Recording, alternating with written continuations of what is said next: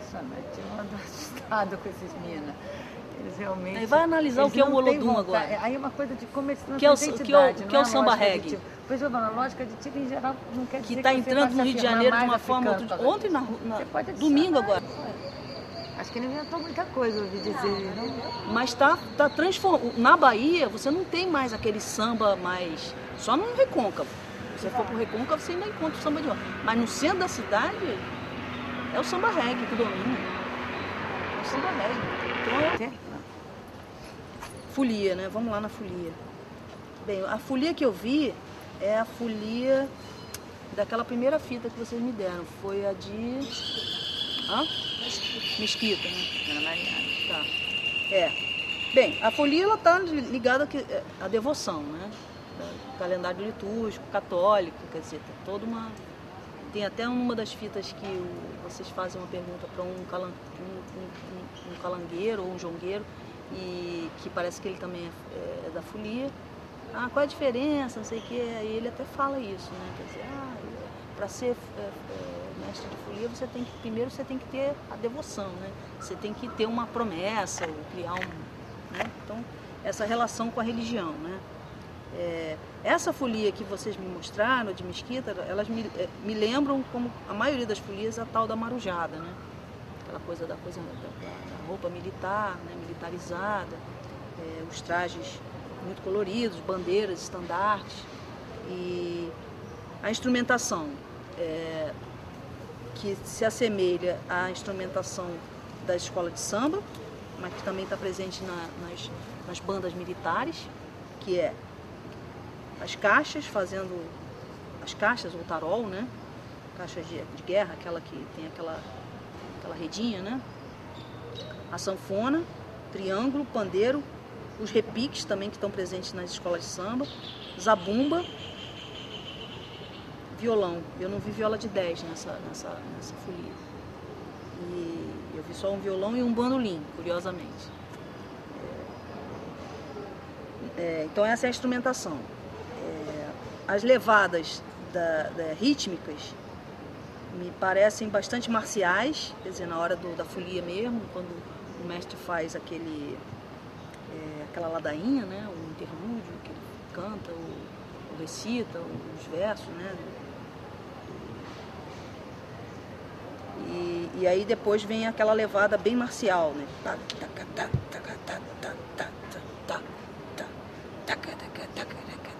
Bem marcha de militar mesmo, né? Binário simples, métrica em 4 também, não há nada de contramétrica, ou seja, nada se assemelha à métrica afro-brasileira, tá tudo aí dentro do tempo forte, como é na marcha militar, para marchar, né? Né? Bem militar mesmo. O canto em terça, que é uma característica bastante marcante, né, das folias, essa tradição ibérica, né, de se cantar em terça, fazendo um dueto, duas vozes. As melodias também em âmbitos curtos, nunca ultrapassam a oitava, geralmente de quinta, de sexta. As tonalidades em sol maior, ré maior, quer dizer, características. Tocar num instrumento de corda, o violão, são fáceis, são harmonias fáceis, né? Uma coisa que eu observei também é que os tais palhaços, em determinado momento, eles também versejam com os tais versos de 7 sílabas também. Quer dizer, então está presente os 7 sílabas tanto no jongo, no calango, quanto na folia, né? É a redondilha maior, né? Tradição ibérica. Que mais? Aí a coisa da folia, no final dela, depois daquela brincadeira toda dos palhaços, aí ela incorpora a tradição do samba, aí acaba no carnaval. Quer dizer, toda aquela coisa da marcha militar descamba para o carnaval mesmo, de rua. Eu não sei se aquilo é uma característica sempre que acontece, depois da folia, virar tudo carnaval, ou se não, no dia da folia, a folia se mantém e vai de casa em casa. No final tem mesmo aquilo, vira tudo carnaval. Não é nem no final, é toda hora. O tempo inteiro. O tempo todo. Tem um canto e depois o palhaço. circular. Porque, na verdade, a folia... Porque a folia não acaba também. Né? Eles começam e não param, passam a noite inteira. E é repetido o tempo. Indo de casa em casa. Tem a coisa pá, aí depois... Mas é interessante, porque a folia... Aí começa de novo. A folia, ela acontece naquele espaço naquele período entre o dia 20 até o dia 6 de janeiro, é isso? Às vezes eles nem dormem, que não ficam tão, direto. que não, ou depois, continua. Pode ir até 20 de janeiro, em geral. Porque não está dentro do calendário do carnaval, o carnaval tá fora, né? Não, mas essa festa que a gente estava era em fevereiro. A festa da Renaspe, você tem festa da Renaspe para você. Comparar, se considerar aquela hora do carnaval por partes, né? Como é que é? Quer dizer, assim que a pessoa aparece aí, como é que é Então, só descamba para o carnaval, quando descamba para o carnaval que você vai ter elementos da cultura afro musical.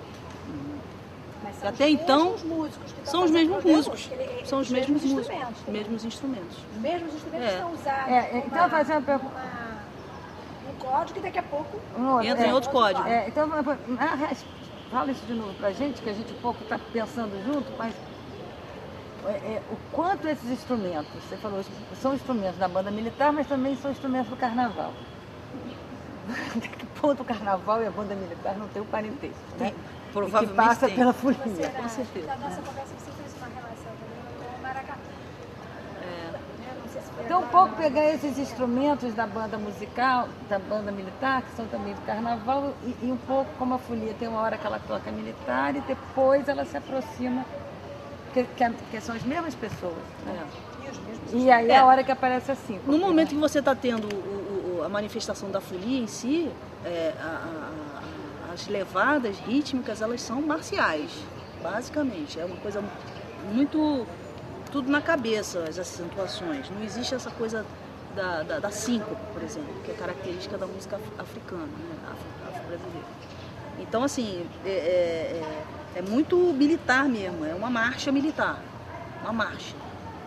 E a partir do momento em que os palhaços fazem aquelas encenações aqui, descamba para o carnaval, aí você tem uma incorporação de outros ritmos que estão presentes no samba. Aí já rola síncope o tempo inteiro. E os mesmos instrumentos que estavam fazendo uma marcação mais marcial, principalmente a caixa, os repiques, a zabumba. A zabumba é mais de marcação, né, dos tempos, né? Que na escola de samba ela está marcando ou o tempo 1 ou o tempo 2, né? Ou fazendo uma variação que é o surdo de terceira que eles chamam, né? Então, pum, pum, pum, pum, pum, pum. O de terceira faz uma variaçãozinha ali, né? E as caixas também. Só que quando rola a escola de samba aí já tem as variações. Eu não me lembro se na folia não tinha pandeiro, não tinha tamborim, não. Na verdade, quem vai estar fazendo toda essa mistura de elementos de síncope vão ser o repique e as caixas. E o pandeiro, né? Tem pandeiro ali. E efetivamente esse momento dos palhaços lembra uma escola de samba? Lembra uma escola de samba, com certeza. Lembra uma escola de samba. Você não viu nenhuma apresentação de palhaço com a folia? Eu acho que ela não viu a folia de duas barras. Eu vi uma que no final o palhaço beija a sua mão, tem uma coisa assim. Os palhaços não dançaram porque tinha morrido uma pessoa. Mas não quer dizer que não estivesse ali, eles colocaram a música mais acelerada e tipo escola de samba num determinado momento. E talvez a gente tenha que ver agora a frente dos bancos. Mas a mexida é que você está falando do folioto, mas a gente mudou o dia que eu e o Guilherme fomos lá filmar a folia de Mesquita no dia de Reis, nós tínhamos lá no dia 6 de janeiro. E aí, toda vez que ela circulava, ela entrava na escola solenemente, e quando ela estava indo de uma casa para outra, ela... Entendeu? A gente viu várias em duas barras, um encontro em duas barras. O que me parece que as pessoas que falam, por exemplo, as pessoas pessoas com quem eu já conversei, que participou de folia, no Nordeste, quando era criança, tem alguns depoimentos assim, é que realmente há essa mistura na hora que tem que se rezar, se reza. Na hora que tem que, né, se festejar, está se festejando. Quer dizer, e aí a forma de se manifestar de festejo é a forma que se existe a mão, que está ali presente no dia a dia, né? Aqui, no caso, é a tradição da escola de samba, que tem essa força. Mas esses instrumentos estavam na folia antes de estarem na escola. O que eu acho é que... Estão nas bandas militares, né? Estou falando, as bandas... Estavam nas bandas militares. Os músicos de escola de samba, muitos deles vêm provenientes. Até hoje, música de choro, por exemplo, eles estão incorporados. Ou no militar, polícia militar, ou na corporação dos bombeiros. Tem muito músico que toca clarinete, esse instrumento de sopro. A tradição do choro está aí também, né? Então até é uma mistura mesmo. O cara que toca, às vezes, ali na polícia militar, o tarol, ele está na escola de samba. Mas essas entrevistas das duas partes... O tarol, a caixa, que é aquela que tem a redinha, ela é um instrumento importante na escola de samba, né? Talvez tenha escola de samba que tem mais... É um instrumento que mais tem. É a caixa. Eu não sou uma expert não em escola de samba, mas assim, os amigos que participam de escola de samba falam que tem escola de samba que a marca da escola de samba se dá pela levada da caixa. Você escuta a levada da caixa, eu sei que é a Império Serrano que está entrando, entendeu? Então é um instrumento importante em alguns casos, né? E não é um instrumento africano. Não é um instrumento africano. É um instrumento que é ibérico, né? Militar, né?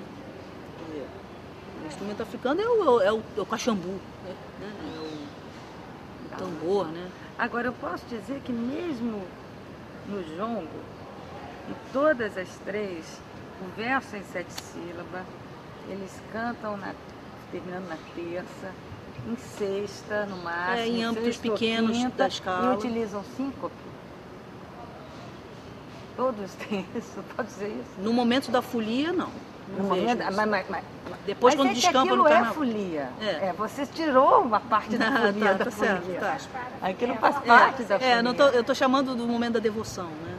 Mas mesmo faz parte. Não é melhor, em vez de falar assim, falar o tricíncope? Porque a síncope é muito controvertida. Síncope pode ser não necessariamente o tercilo.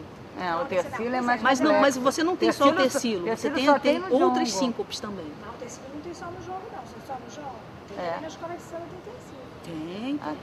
É porque a síncope, o que é a síncope? A síncope é quando você tem o tempo forte ligado ao tempo forte. O que é síncope? Porque eu entendi que é aquela coisa do 3 em 2, o tercilo você... Vou explicar assim, você tem uma divisão binária, pensar lá na lógica ocidental, né? 1 e 2, 2 tempos. Aí, esse tempo 1 aqui, ele pode ser dividido em 2, né? Ou em 4. Essa é a lógica da divisão, né? Que a gente usa esse termo. Então, quando você tem esses 3 aqui juntos, esses 3 tempinhos que são uma subdivisão desses 2 aqui, juntos. Aí você põe um pontinho, que está dizendo que eles estão juntos. Esse daqui se liga com esse, e esse está ligado com esse, ou seja, você vai ter isso aqui. Meio doido, né? Esse tempo, na verdade, são 3. Depois tem umzinho aqui que está ligado a esse que está dividido em 2 aqui. Esses 2 estão unidos. Isso aqui é o tecido, esse tecido que eles chamam. Tá. Seria taca, taca, taca, taca, taca, taca, taca, taca. Aqui, né? Aí você tem 3 que se juntam. Esse rabichinho que sobrou aqui junta com esses 2 aqui. E sobra mais esse. Isso é o tecido que eles chamam. Isso é o 3 em 2. Não. Isso é um arranjo rítmico dentro de uma métrica binária. Isso é o tecido. Tá. E tem no jongo, no calango e na parte agitadinha da folia? Tem. Mas existem outras síncopes. Existem outras síncopes. Por exemplo, isso daqui é uma síncope. Quando você junta o tempo fraco com um tempo forte, você desloca a acentuação do forte para o do fraco. Que dá a ideia da síncope. Pá. Que dá a ideia da oposição. Pá. Entendeu?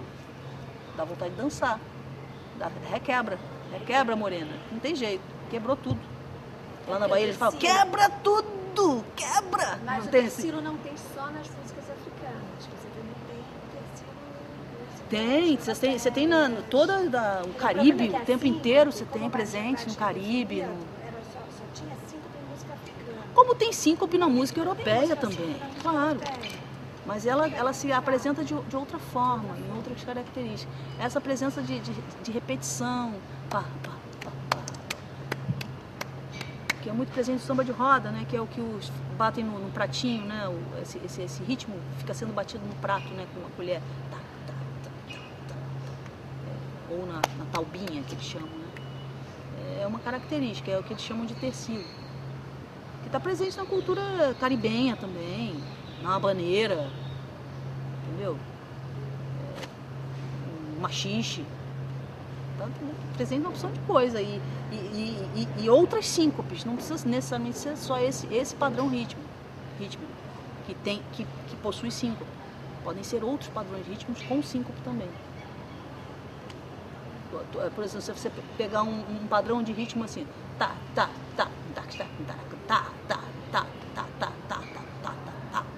cheio de síncope aí. Tempo forte misturado com tempo fraco e deslocando a acentuação forte para o fraco, entendeu? Fazendo esses deslocamentos. Na escola de samba, quando você tem toda aquela harmonia, às vezes os tamborins estão deslocando tudo, entendeu? Todo um conjunto de... Não necessariamente precisa ser só o tecido, entendeu?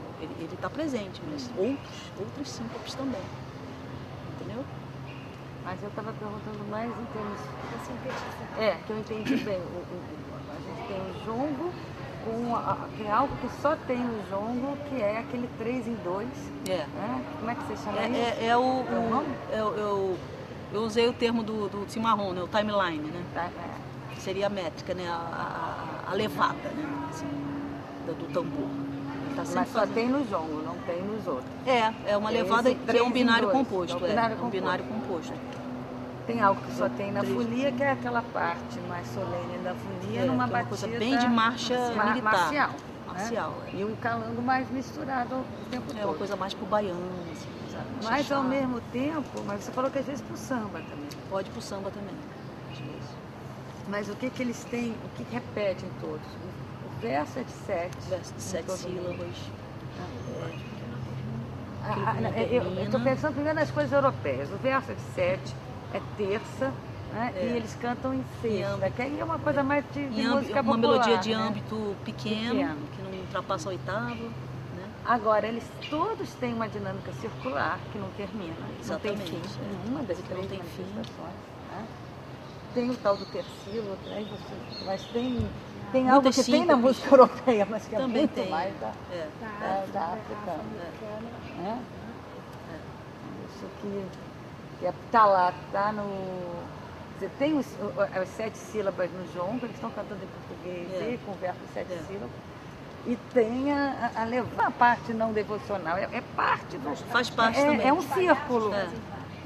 O dia que que a gente saiu lá de Mesquita, eles ficaram lá à noite, tinha uma outra folia que nós não conseguimos ver sair. Aí me ligou o Antônio, meu filho até dizendo, mãe, tá numa escola de samba, era uma folia cantando. Que as pessoas preferem devocional, né? Que também faz parte. Mas as duas coisas são juntas. É que é um círculo, eles têm em comum. Bem, assim, o que eu acho assim, é que as pessoas, as pessoas que vivem essas tradições, né? Estão criando essas tradições, elas estão criando as 3 tradições ao mesmo tempo. Então é normal que naturalmente haja uma mistura, né? Uma hibridização dessas formas musicais ou gêneros, vamos dizer assim. O que eu vejo em comum entre o calango, jongo e folia é a incidência dessa coisa dos versos de 7 sílabas, quer dizer, que são as chamadas redondilha maior, que é uma tradição ibérica. Quer dizer, então, é o negro aprendendo a falar o português, talvez, não sei, eu acho que isso teve uma importância, né? Nessa forma de se comunicar com o branco, né? Com o colonizador, não sei. Musicalmente, a questão da instrumentação, quer dizer, presente no calango e na folia, algumas semelhanças. Você tem no no calango pode ter o violão ou a sanfona e na folia também, pandeiro, alguns instrumentos de percussão, triângulo. Agora, no jongo você só tem a incidência do tambor. Aí é uma característica bastante marcante que faz ele uma distinção mesmo de uma cultura mais africana, né? Uma tradição mais com o pé mais nos antepassados, talvez, né? Um tambor mais tradicional, né? E só ele falando o tempo inteiro, sem nenhuma incidência de harmonia, a não ser o canto, né? Que tem uma harmonia implícita, mas é só uma melodia, né? Não tem um acompanhamento. Melodicamente, nos 3 casos eu vejo as melodias sempre construídas dentro de âmbitos que não ultrapassam a 8ª da escala, quer dizer, muito natural isso, cultura popular, os cantos eles precisam ser, para serem memorizados, eles têm que ter não pode ser um canto com muitos saltos, né, que é uma coisa mais simples, né, de fácil lembrança. Essa incidência das terminações melódicas incidirem na terça da escala, que é uma característica que eu vi presente tanto no jongo, quanto no calango, quanto nas folias. São características comuns. De diferenças, por exemplo, nas folias, o canto em terça, que é uma característica também ibérica, né, da tradição da música tonal, né, você cantar em dueto, a 2 vozes. Embora num dos calangos eu percebi que um dos calangueiros ele utilizava a melodia que tinha sido colocada e ele cantava ela em terça, o que me faz sugerir que ele também é um cantor de folia, ele deve participar de alguma folia, ele está acostumado a fazer a segunda voz da folia, provavelmente. Então aquilo fez com que ele cantasse a melodia na terça da melodia que os outros estavam cantando. Então, uma semelhança entre o calango e a folia, né? Na parte rítmica, uma característica muito marcante no jongo é a métrica binária composta. Você tem um 3 dentro do 2. Isso não acontece nem na folia e nem no calango. Então, são métricas binárias simples, né? A incidência de síncopes em todas as 3 manifestações, algumas que estão relacionadas ao que a gente chama de tercilo, quer dizer, que é um padrão rítmico característico do samba de roda, do baião, do chachado, que é essa batida, né? Presente em todos, ela aparece, isso está muito presente na música brasileira em geral, embora existam outras síncopes também, não necessariamente apenas esse padrão rítmico. O que mais? Semelhanças. Questão harmônica, música tonal, tanto no jongo, não vi incidência de modalismo em nenhuma delas.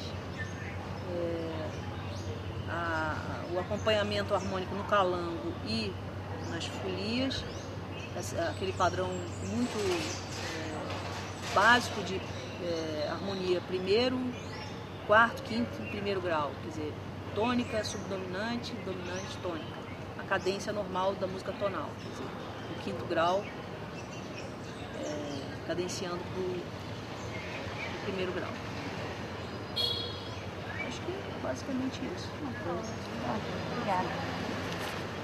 Mas, então, Ana, a pergunta é que você tem acompanhado toda essa pesquisa, né, todas as comunidades negras que a gente vem trabalhando sobre os jongos, os calangos, as folias, tentando fazer uma genealogia, né, dessa presença do que a gente tem chamado, você chamou já num texto escrito, de última geração de africanos no Rio de Janeiro.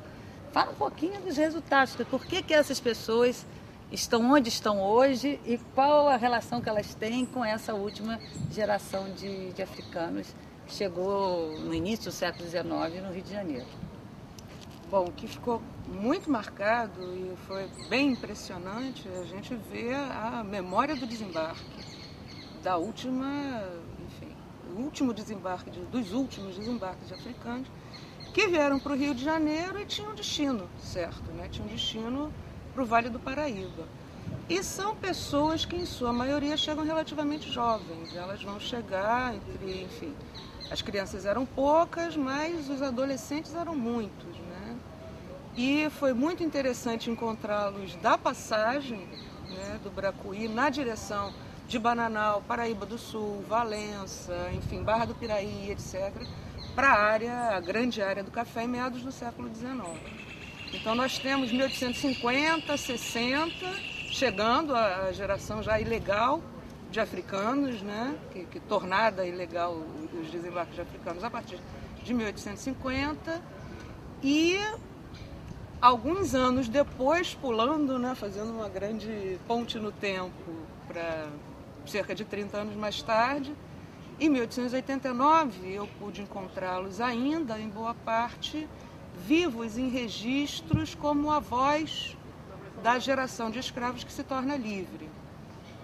E pais, muitas vezes, né, de crianças negras nascidas em 89 ainda. E também como referências, porque esses registros mostram muito que eles às vezes são acionados como vizinhos, né, para registrar crianças de pessoas que vieram de outra corrente do tráfico, que é do Nordeste, que vieram da Bahia, de Sergipe, etc., mas como referenciais em comunidades antigas, comunidades de fazendas que tinham sido montadas no Vale do Paraíba na primeira metade ainda do século XIX. Então são comunidades muito antigas, comunidades onde essas pessoas, esses africanos, participaram da montagem dessas fazendas. Imagino, sem muita dificuldade, que fossem os mais antigos das fazendas, as pessoas que têm, enfim, ascendências sobre os escravos que estão chegando de outros lugares também, e ascendências sobre suas próprias famílias, sobre sua própria descendência. Então, acho que a marca um pouco disso é dessa importância de quem fala, né? Quem está falando em que posição? Esses africanos estão falando de uma posição de autoridade. Então eles estão também versejando, contando partes de histórias de uma posição de autoridade, onde todo mundo está olhando. Num dos depoimentos que eu recolhi nesses trabalhos, a senhora chegava naquela hora da noite, na fogueira, se reunia todo mundo para ouvir histórias. Que histórias? Histórias da travessia, história dos elefantes, né? O que era um elefante? O elefante era um bicho que tinha o tamanho de uma casa de branco. Quando o elefante mijava, a gente rodava, né, no mijo do elefante, virava um rio. Então são histórias extraordinárias, são tradições fantásticas, aquilo, enfim, na fogueira de noite. E quem fala está contando o quê? Está contando uma história, uma saga que é extraordinária. É uma saga de sobreviventes, né? E o desenrolar dessa história, agora em 89 já, passado 88, passado a escravidão, quer dizer, então temos aí uma situação no Vale do Paraíba de fazendas antigas, de parentelas grandes, de famílias com referenciais africanos ainda muito vívidos e coesas em muitas maneiras. Quer dizer, agora as formas que essas pessoas puderam ou não manter essas comunidades e essas famílias é que foram muito diferentes conforme se apresentava ali a questão do trabalho depois do fim da escravidão. E foi realmente de muito prejuízo para algumas pessoas, porque elas não puderam, devido a condições de contrato de trabalho muito ruins, elas não puderam se fixar. Então a gente tem a experiência de algumas dessas famílias que se dispersam, às vezes de uma maneira muito dilacerante, perdem contato com filhos, com irmãos, com avós e têm uma vida de itinerância mesmo, né? Muitas vezes passam apenas um ano em um lugar, plantam uma roça, conseguem colher e qualquer divergência de contrato, elas são expulsas e aí vão tentar de novo repetir esse ciclo em outros lugares e vai ser um início, uma primeira metade do século XX que vai desagregar boa parte dessas famílias e muito dessas comunidades. Algumas outras já conseguem contatos e contratos mais estáveis no lugar, até porque tem uma penetração grande, a parentela tem uma penetração grande. E aí a gente consegue ver que, paralelamente, são pessoas... Em Paraíba do Sul tinha um exemplo muito interessante, que a família que fazia o reizado, que capitaneava o reizado, ela fazia isso desde o final do século XIX e ela passava de casa em casa, e eram os familiares e os vizinhos, que vinham e vêm há muito tempo. E a experiência que é mais emblemática nesse momento, vendo tudo isso, é dessas comunidades quilombolas, né? Como a de São José, como a do Bracuí, que aí ficaram não só na mesma região, como muitas vezes na mesma fazenda, a mesma parentela, os mesmos descendentes, e conseguem realmente retraçar essa história via genealogia familiar e contar essa história assim, né? Mas dentro disso tudo, algumas famílias vão ter membros, né, que vão tentar a sorte, isso já para anos 20, 30, já vão tentando a sorte na cidade do Rio de Janeiro, que já começa, principalmente a Baixada Fluminense, já começa a oferecer novas oportunidades, né? Então, uma parte, bom, você tem 5 filhos, vai um e volta e mantém o contato, então tem uma ponte, que agora, nas gerações que se sucedem, nós vamos ver que essa pessoa muitas vezes perdeu o vínculo com a família original, mas depois consegue retomar. Mas num primeiro momento é isso, vai ficar uma parte na região original, né, seja no Vale do Paraíba, seja em Bracuí, mas uma parte daquela família vai junto, né, da sua cultura familiar, dos seus antepassados, de sua memória, tudo vai se encontrar com outras, né, partes desse quebra-cabeça e recria, né, essa memória, essa conversa com os ancestrais de alguma maneira, em regiões específicas da Baixada, porque o cultivo de laranja estava chamando, porque a Light muitas vezes empregou, enfim, porque tinham possibilidades de se abrirem roças e cultivar laranja e vender serviços e tudo mais, mas isso foi um atrativo para uma região que, em crise, como o Vale do Paraíba, que não empregava tanto e que tinha acordos muito violentos e muito depreciativos da pessoa. Então tem essa parte da história que fica, da família, quando você remonta e vai para os antepassados, então você escuta uma pessoa no Vale do Paraíba dizer, não, mas aí meu tio foi, e aí eu nunca, só fui encontrar com ele de novo, aí o tio foi. Um caso muito interessante, foi para a região de Queimados e lá montou alguma coisa parecida com o que essa família tinha em Paraíba do Sul, né? Montou a roça dele, a casa dos filhos e tudo mais.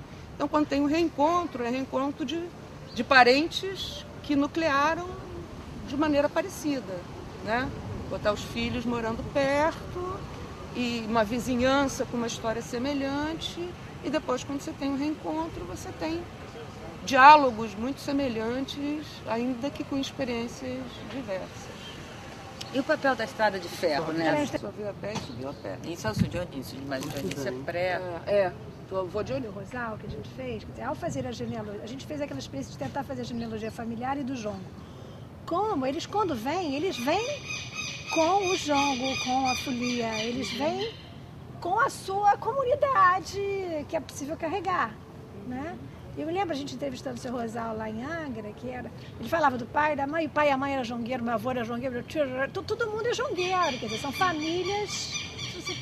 Eu mesmo falo para os reis, né? O pessoal de o pessoal do rei. Pois é, minha bandeira tem 100 e tantos anos. Todos têm relação com o Vale do Paraíba. Todas as folias do Vale do Paraíba que eu entrevistei, só folia não sabe, a folia nasceu em Miracema, nasceu em Vassoura, eu vi, sabe? Quer dizer, tem toda uma raiz, como você falou, no Vale, não necessariamente a gente perderam o contato.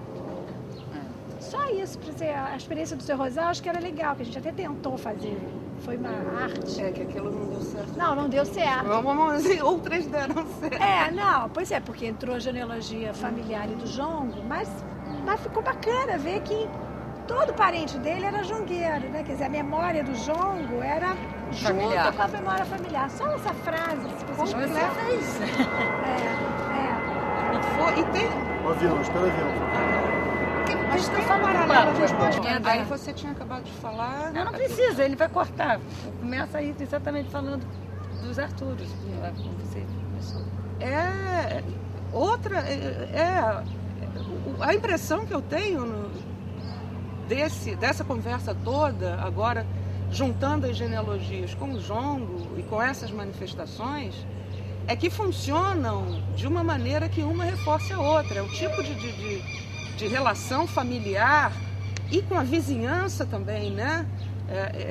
Que torna aquelas pessoas uma comunidade, né? Um todo, enfim, que se reproduz no tempo e com essas canções. Quer dizer, tem regras, a gente viu que em São José as crianças não participavam do jongo em determinado momento, só depois de certa idade, mas participavam do calango e, enfim, a folia, ela repetidamente, no Vale do Paulista é assim, em Minas, com os Arturos era assim. A folia era um momento de mostrar a comunidade para o resto, para o entorno. A folia sai pela cidadezinha, nas casas, não necessariamente quem é da comunidade. Todo mundo recebe, como todo mundo sabe o que recebe de uma certa maneira.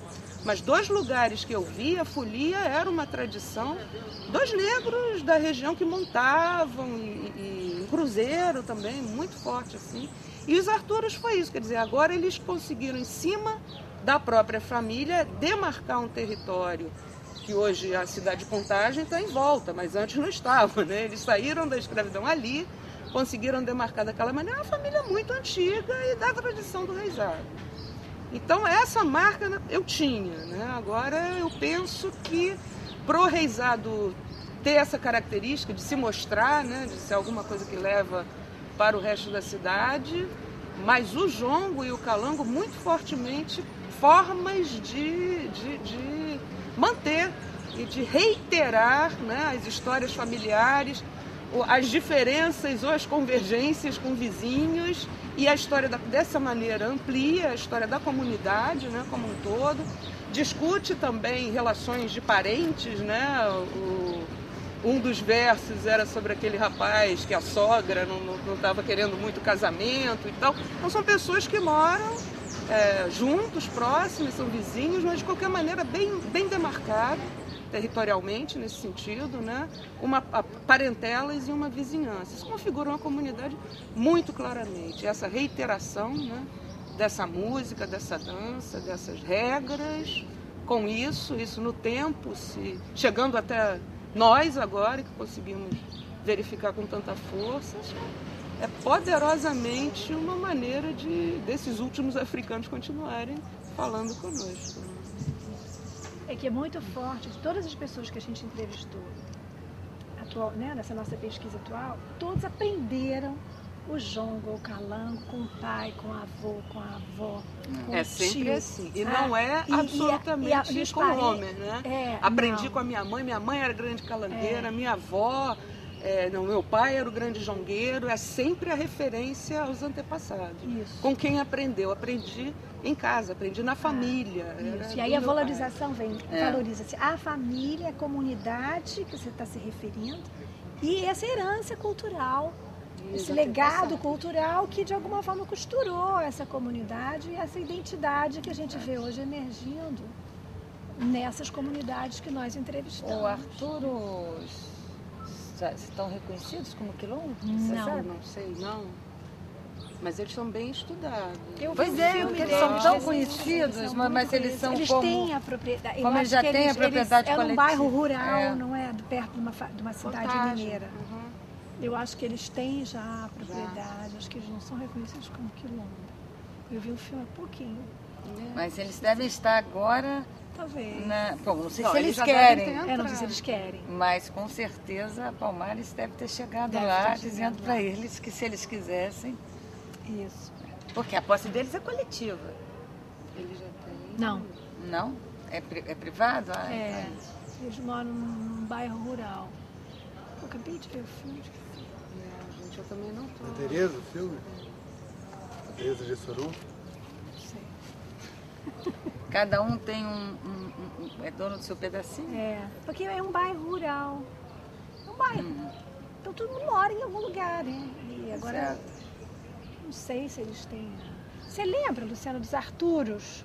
Aquele filme, você estava no filme dos Arturos? Se eles têm a terra ou se não têm? É, eu acho que é deles, sim.